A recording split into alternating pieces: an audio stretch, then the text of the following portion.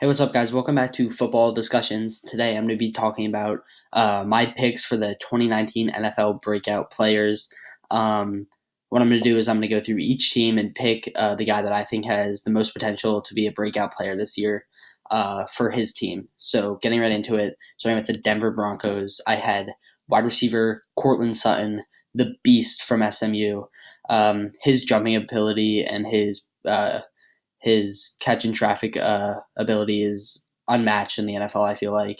And he has so much unused potential still to unlock. He got off to a slow start. Case Keenum wasn't the answer in Denver. The front office figured that out pretty quick. And from there, they moved on to Joe Flacco for the 2019 season. And I think that Flacco is going to throw the ball deeper than Case Keenum ever did, and that's Sutton's specialty. I think he's been working hard on his route running and his quickness, and I think that all together will bring out his ability to shine as an NFL wide receiver, not only for the Broncos, but maybe even become one of the top tier wide receivers in the NFL. So I think that the breakout player for the Broncos is going to be Courtland Sutton. Moving on to the Los Angeles Chargers now. I picked another wide receiver here, Mike Williams. Williams had a injury-plagued rookie season. Only had 11 catches for 95 yards. And then last year he got off to another slow start, so people were starting to wonder, is he going to be the future in San Diego at the wide receiver position now that Keenan Allen is growing old in age. So, but then at the tail end of last year, he just really showed up. Played phenomenal football. He had 43 catches and 10 touchdowns, a ratio that you don't see a lot in the NFL. And I think that as his catches increase this year, when Rivers targets him more, now that you have a guy like Hunter Henry back, and he's going to be getting attention from defensive backs and linebackers, taking attention away from Mike Williams. I think that his receptions will go up and his touchdowns will go up, and he'll be a fantastic wide receiver this year in the NFL. Moving right along to the Oakland Raiders. My pick for the Raiders was Carl Joseph. Carl Joseph is a great run support safety in this league. He has all the skills that you want in a safety, and he had a phenomenal rookie season with the Raiders. Had 79 tackles, 1 sack, 1 interception, and then those numbers really just dropped in 2018. And I think that had to do with how Gruden was using him in that defensive scheme.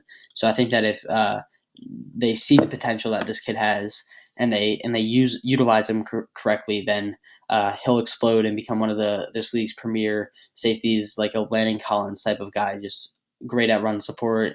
And I think if he works on his coverage abilities, then he'll be a phenomenal premier safety in this league. Up next, this might have been a stretch for a breakout player. I know he's in his going into his 5th year, but Sammy Watkins was my pick for the Chiefs. I'm just ready for this guy to unleash his full potential. And now that there's some questions on whether Tyreek Hill is going to be playing next year or if he isn't, then I think either way, Sammy Watkins is going to emerge as Mahomes' big target. I think he has all the skills you want. He's big, he's fast, and he just really hasn't unlocked that full potential that he showed us at Clemson. And I think this is his year to really shine. Moving up next, we had for the Rams, I chose Gerald Everett. Everett's numbers increased last year from his rookie season. He's a great receiving tight end, big body type guy. If you guys watch that Chiefs Rams game, where in Monday Night Football, where both teams put up 50 plus, you saw his ability there, and I think that Goff will continue to target him more throughout his career, especially this year. And I think that this is the year that Gerald Everett becomes one of those household names where you just know him, a guy like maybe George Kittle even. So I'm excited to see what the future holds for Everett. I think his touchdowns will increase, his yardage will increase, and he'll become one of Goff's favorite targets. Up next, for the Cardinals, I chose Christian Kirk. This is kind of an obvious one. A lot of people have him pegged as a breakout player. Obviously, his supporting cast last year with uh, the Cardinals wasn't great. Didn't have a great quarterback in Rosen. Didn't have a great offensive line. Didn't have any other wide receivers besides Larry Fitzgerald surrounding him to take attention away from him. But even with all that, he still put up 500 plus yards for the Arizona Cardinals. And I think his numbers will just skyrocket this year. They drafted Kyler Murray, great quarterback. I think he fits Cliff Kingsbury's scheme well. Not to mention Christian Kirk and Kyler played together in Kyler's first year when he was at Texas A&M. So before he transferred to Oklahoma. So I think that they already have this gel and they'll succeed well on the field. Not to mention that Christian Kirk was just so good at Texas A&M, and he'll fit Cliff's scheme as well, and just really be a great wide receiver for this Cardinals for years to come. Up next for the Seattle Seahawks, I chose wide receiver David Moore. This might come as kind of an underdog breakout player of the year, but from what I saw from him on the tail end of last year, he was just so good. 26 catches last year and 5 touchdowns in those 26 catches. Another guy like Mike Williams, where that ratio is just good. That's where you want it. You just want more catches and even more touchdowns if possible. So David Moore definitely has success coming his way now that Doug Baldwin has retired. She's going to give him more reps, and those double coverages will go towards Tyler Lockett now, which will really just leave Moore in one-on-one scenarios where he can thrive. So that's why I picked David Moore for the Seattle Seahawks. For the San Francisco 49ers, I chose Jimmy Garoppolo. People may have said, "Oh, he already broke out," but he hasn't had a full season starting. He tore his ACL last year. He played a few games with the Patriots, and then played a few games in 2017 with the Niners after he was traded. So I think this is his year to have all the stats that he wants. I think like 30 plus touchdowns, hopefully over 4,000 yards for him. I think he'll just be a great player. And now that he has guys like Jalen Hurd and Deebo Samuel in his wide receiver corps, not to mention a guy like George Kittle, I think that Jimmy G will really thrive this year in San Fran. Up next, I had Texans wide receiver Will Fuller. A lot of people are picking Kiki Kuti. I know I'm going to botch that name, but I think Will Fuller is the guy. People have said Will Fuller already broke out, but he had 500 yards last year before getting injured, which was a really sad thing to see, especially with all the success he was having with Deshaun throwing him the football. I think he'll become 1,000-yard receiver. I think a lot of attention is going to go to D-Hop this year when teams play against this Texans offense.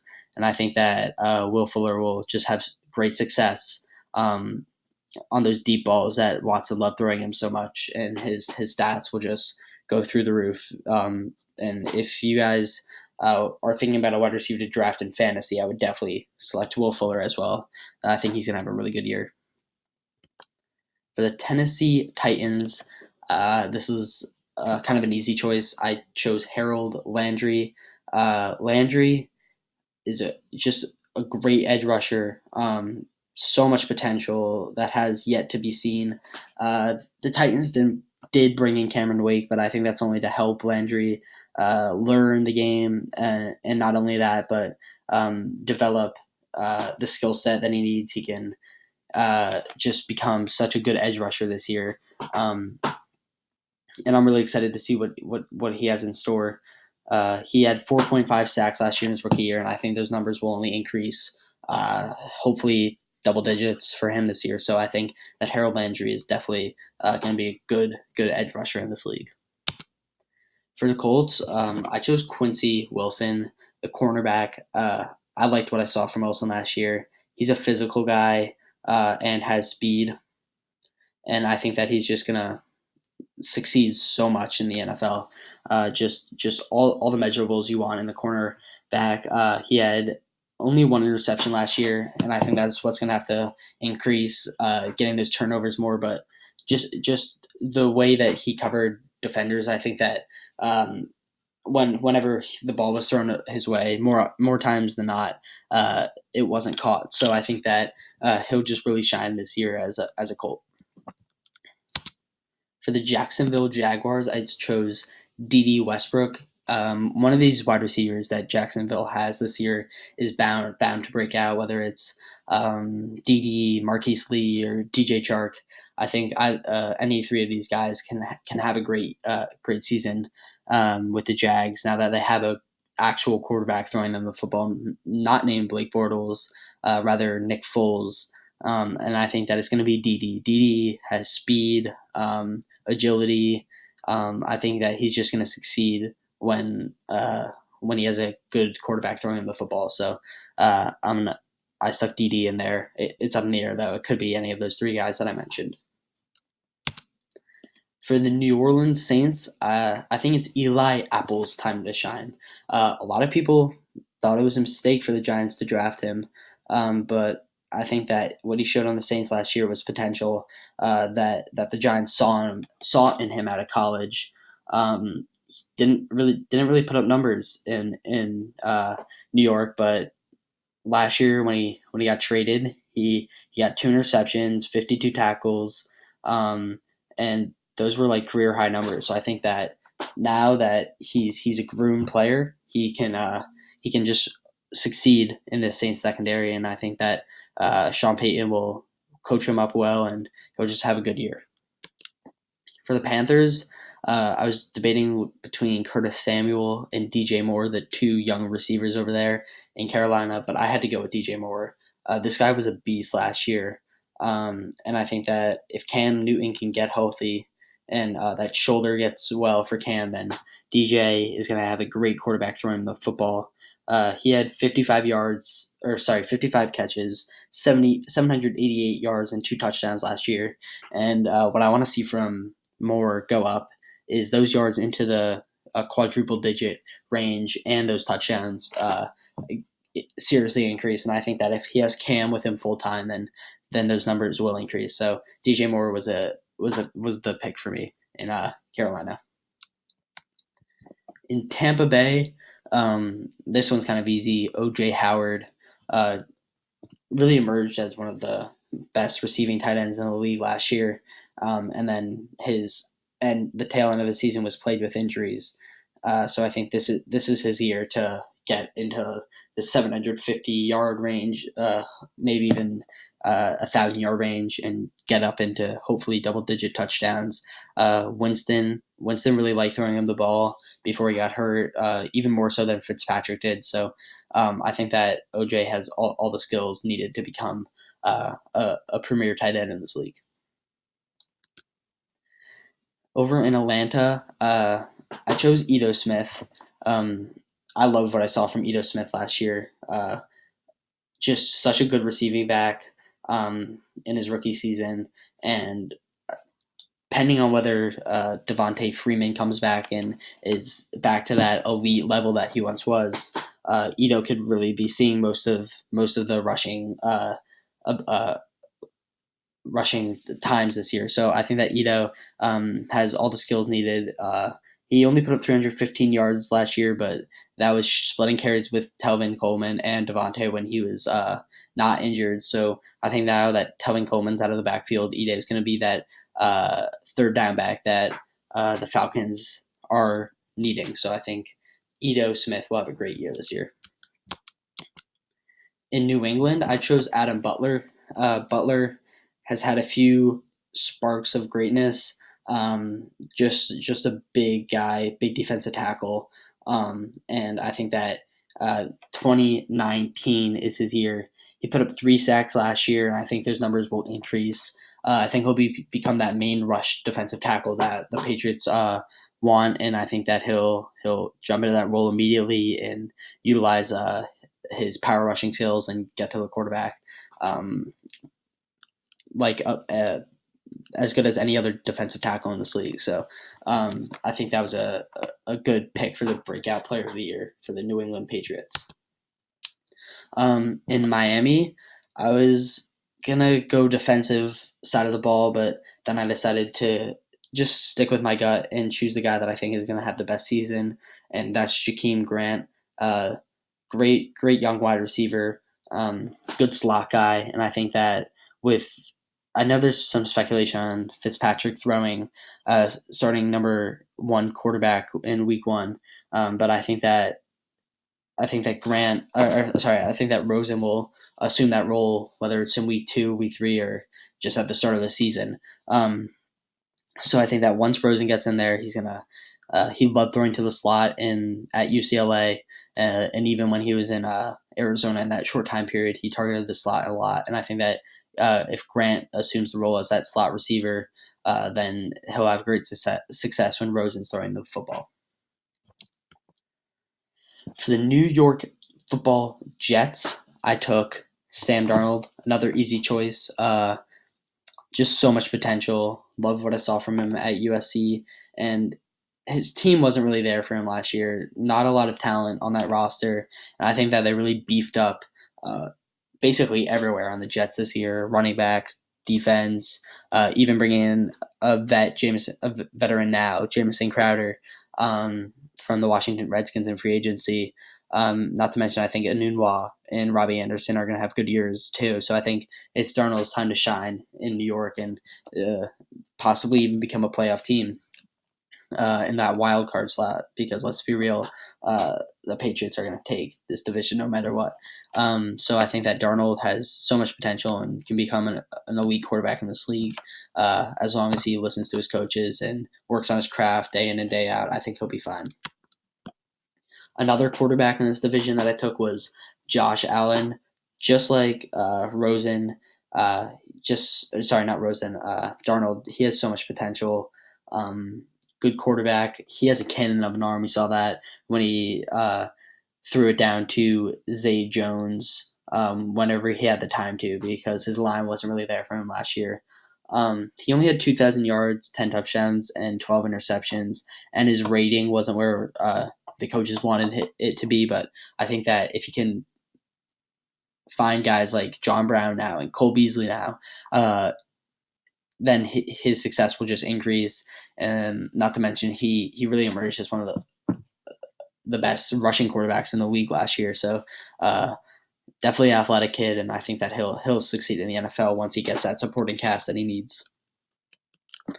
For the Giants, there was a lot of options on the table. To me, Saquon already broke out, so I couldn't pick him, and I wanted to pick a guy like Sterling Shepard, but then again, I feel like Shep has already broken out. So I picked B.J. Hill. Hill got 5.5 sacks last year, 48 total tackles, and I think those numbers will just increase.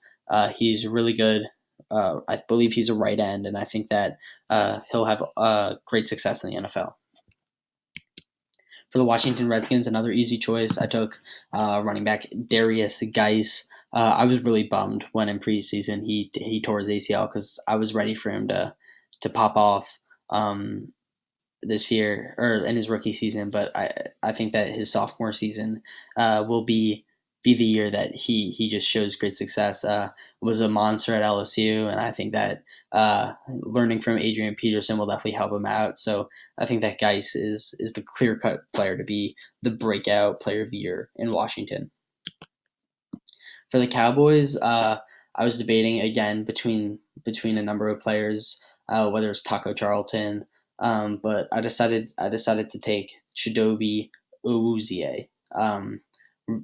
Another guy that some people might say has already broken out, but I don't think that's necessarily true. I think he didn't get the interception totals that he wanted in the 2018 season, but he did get 71 tackles, total tackles, and did have one interception. I think those numbers will only increase, and I think that he definitely has the skill set available to him to become an elite cornerback in today's game. So I think the Cowboys have a stud over there at quarterback, just ready to break out. Eagles was another team that we had options on the table, but in the end, I decided to go with Sidney Jones, another cornerback. He got hurt in the 2017 season, and I believe he got hurt last year as well. So I think that this year, now that he's fully healthy, he'll just just skyrocket to being that number one defensive back on that team, other than Malcolm Jenkins, and just really be a fantastic cornerback for the Eagles. I love what I saw from him at Washington, and if he can use that skill set in Philadelphia, he'll just be an amazing player. In Cleveland, another fairly easy choice. Um, People are saying David Njoku is breaking out, but to me, David has already broken out. Just the targets need to increase in that department. But for Antonio Callaway, he just has so much speed and so much unlocked potential. So I think that he can seriously become one of those best deep threat slash slot receivers in today's game. He had 586 yards last year, 5 touchdowns, and now with Odell over in Cleveland, a lot of those double teams are going to be transferring to Odell and Jarvis. And I think that that's going to leave Callaway on one-on-one positions in the slot, which means he's either on a nickelback or a safety or even a linebacker in some cases. And that's just going to allow him to succeed so much uh, in today's game. So I'm really excited to see what Callaway has in store for us. Over in Baltimore, some options were on the table. Lamar Jackson to me has already broken out. Or sorry, not already broken out. Is not quite ready to break out. I think he needs one more year to groom and become a passing quarterback first, and then a running quarterback second. So to me, I decided to go on the defensive side of the ball and take Kenny Young. So Kenny Young, in his rookie year, played good football, but only got 2.5 sacks. Um, and I think that now that he's going to be the main linebacker on this Ravens team, that he'll just succeed even more. And I think that now that CJ Mosley's gone, that's just going to give him just great opportunities to become a premier linebacker in this league. Over in Pittsburgh, I decided to go with James Washington. Washington has all the skills needed to become a good wide receiver in this league. He's 5'11", 213, is what he's listed at. But I do believe he spent the offseason losing weight, becoming more of a wide receiver type of a body type, and I think that his 217 yards and 1 touchdown are just all going to increase now that Antonio Brown's gone, and most of the attention is going to be on Juju.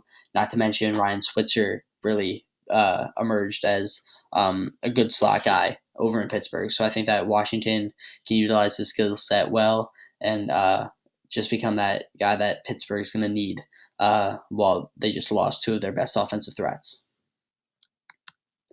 In Cincinnati, I think it's finally time for John Ross to show us what he's all about. I think that Tyler Boyd is going to get a lot of attention this year from defensive backs, and AJ Green's always going to get attention, but he's kind of fallen out of his prime, in my opinion.